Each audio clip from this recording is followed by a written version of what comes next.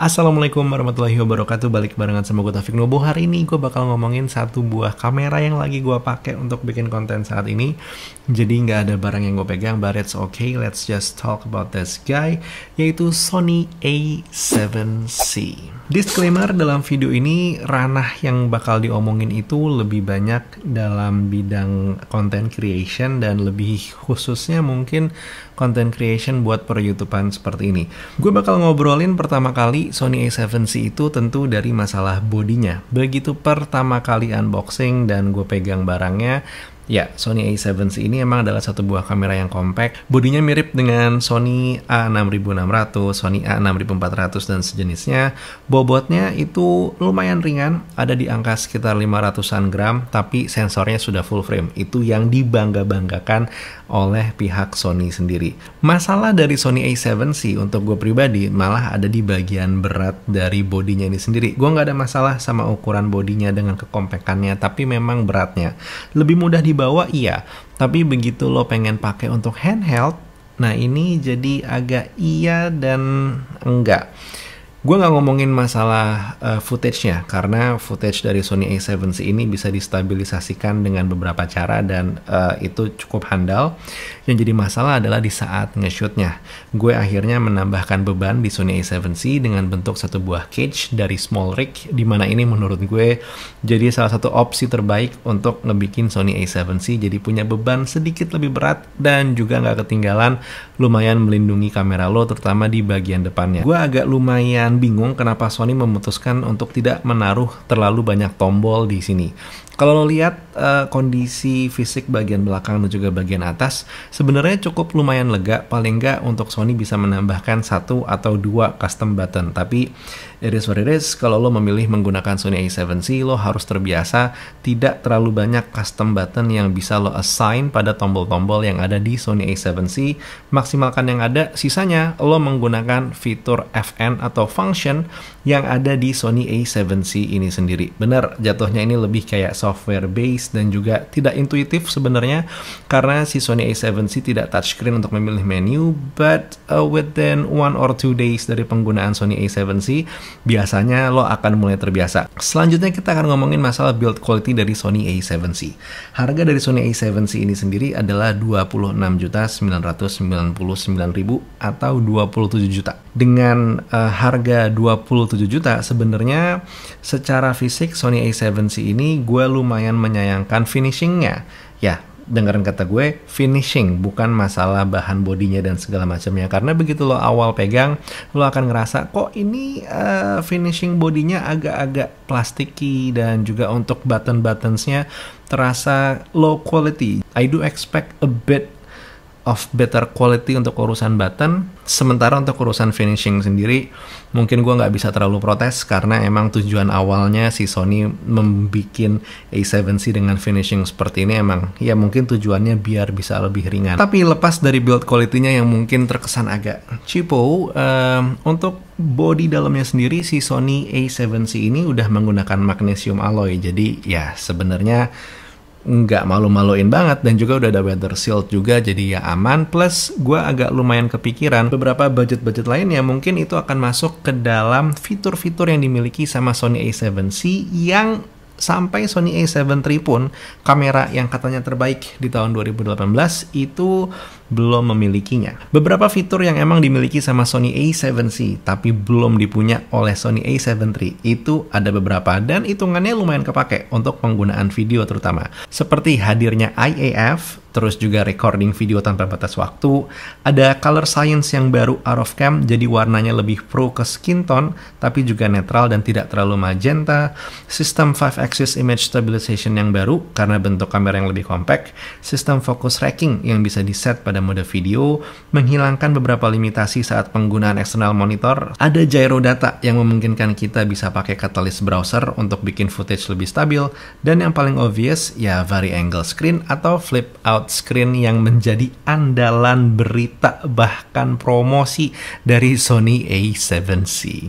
Gue sendiri di sini nggak pengen terlalu banyak ngebandingin Sony A7C dengan Sony A7 III karena bener gue mengamini banyak banget fitur-fitur yang dipinjem dari Sony A7 III dan dipakai oleh Sony A7C. But the more you use this camera, lo akan semakin merasakan kalau oh iya ternyata emang binatangnya ini lumayan berbeda antara Sony A7C dengan Sony A7 III, walaupun ya secara sensor dan segala macamnya lumayan banyak yang sama.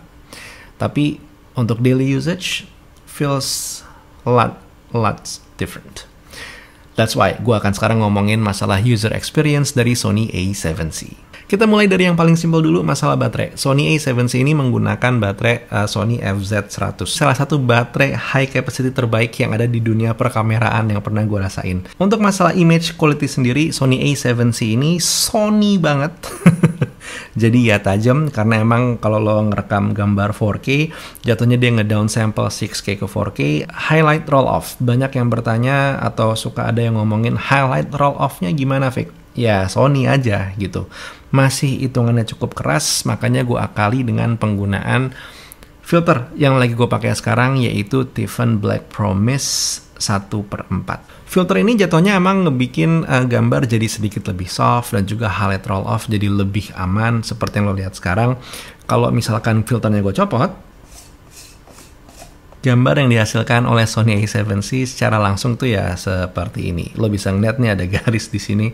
Itu jatuhnya agak lebih keras karena ada lampu yang gue pasang di sini. Sementara kalau misalkan gue pasang begini, lo lihat garis-garis cahaya yang ada di sini jatuhnya jadi sedikit lebih soft. Oke, belum lagi juga kalau lo lihat di bagian lampu belakang nih, lampu di belakang mana sih ini? Sini gitu ya.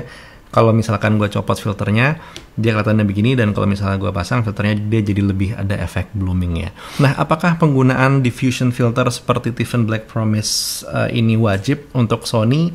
Sebenarnya sih kalau lo lebih banyak ngambil video barang atau mungkin ya benda lo nge-review handphone, mobil dan segala macamnya, penggunaan filter ini sebenarnya tidak terlalu diperlukan. Cuman kalau lo pengen dapat gambar yang lebih soft, agak-agak lebih cinema kalau bahasa gue, dan juga mungkin pengen bikin video A-roll seperti ini, I highly recommend penggunaan diffusion filter. Satu hal yang masih berkaitan juga dengan image quality tentu adalah masalah color science. Tadi gue sempat bilang di depan kalau color science out of cam-nya Sony A7C ini lebih menarik dan terutama untuk mempertahankan warna kulit. Yang lo lihat sekarang ini adalah hasil rekaman out of cam-nya dari Sony A7C pada mode standar. Ya, agak gue rubah sedikit settingannya. Mungkin akan gue bahas di video yang lain, tapi emang settingannya sedikit gue rubah agar lagi-lagi gambarnya tidak terlalu tajam, agak sedikit lebih soft. Tapi sudah oke banget kalau dibawa ke NLE atau mungkin ke aplikasi video editor favorit lo apapun itu. Kalau gue Final Cut, lo ngelihat di vector scope-nya aja udah kelihatan skin tone-nya itu dapat banget langsung out of cam. Kalaupun untuk proses gradingnya hanya sedikit banget gue lakukan untuk ngedapetin sedikit warna teal itu di luar area muka gue yang sebelah sini. Itu bagian belakangnya iya ada sedikit warna teal karena emang itu yang look pengen gue kasih di channel Taufik Nobo ini. Pada akhirnya, si Sony A7C ini sendiri adalah salah satu kamera terbaik untuk content creation saat ini menurut gue, terutama kalau misalkan emang penggunaan lo itu adalah lebih ke dalam studio dan yang dicari adalah full frame look. Kalau lo tidak mencari full frame look, Sony A6400 pun sebenarnya more than capable untuk ngebikin video-video YouTube lo. Jangankan A6400, A6000 aja pun juga masih capable sebenarnya. Gue sangat yakin. Gue aware di video ini banyak banget hal-hal yang belum gue obrolin, kayak misalkan settingan videonya atau mungkin juga masalah fotografinya dan segala macamnya. Cuman kalau semuanya gue coba padetin dalam satu video, kayaknya video yang sudah lama ini akan bertambah lebih lama lagi dan lebih panjang lagi. That's why klik subscribe dan juga komen kalau misalkan lo pengen mendapatkan lebih banyak video tentang Sony A7C, termasuk misalkan settingan custom standar yang gue gunakan, atau mungkin aksesoris tambahan yang gue gunakan untuk Sony A7C, atau apapun. Ya, tulis di komen video-video apa lagi yang pengen lo tahu tentang Sony A7C, dan juga apakah lo tertarik untuk gue ngebikin serial itu. I'll be waiting. Kita diskusi di kolom komentar. And that was the video for today. Seperti yang tadi gue bilang, jangan lupa untuk like, subscribe, dan juga tulis di kolom komentar apalagi yang pengen dibahas dari Sony A7C. I wanna know. Buat sekarang Taufik Nobo cabut. Assalamualaikum warahmatullahi wabarakatuh. Skadush.